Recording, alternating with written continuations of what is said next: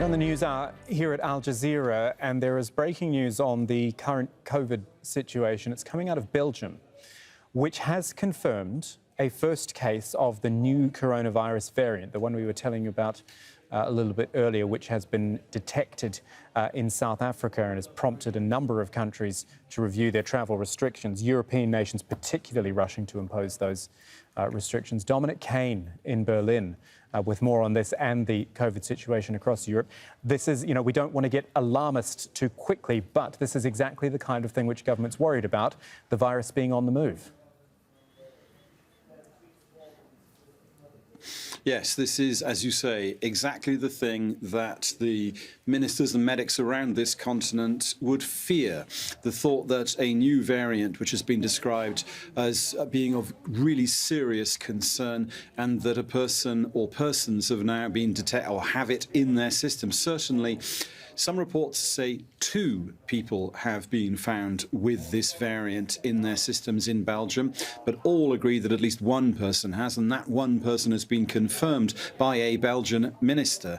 Now, the important thing to stress about this is the person concerned, it is reported, tested positive for COVID on the 22nd of November. That's Monday of this week.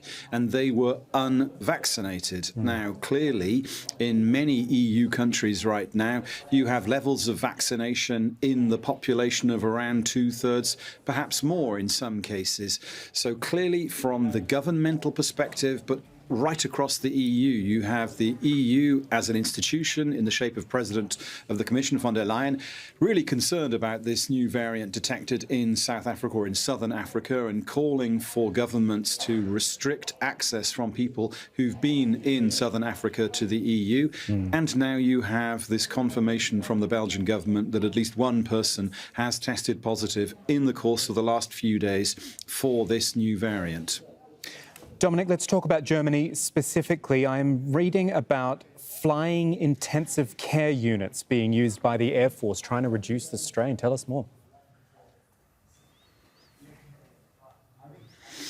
Yeah, well, the thing about the situation in Germany right now is that it is as bad as it has ever been, and it is growing increasingly bad as the weeks unfold. So yes, the Luftwaffe, that's the German Air Force, ferrying help around wherever possible to the places where it's needed most. And there are some states where the situation is described officially as catastrophic. 3 East German states in the old East Germany, have had 10% or more than 10% of all their cases have happened in the last 7 days.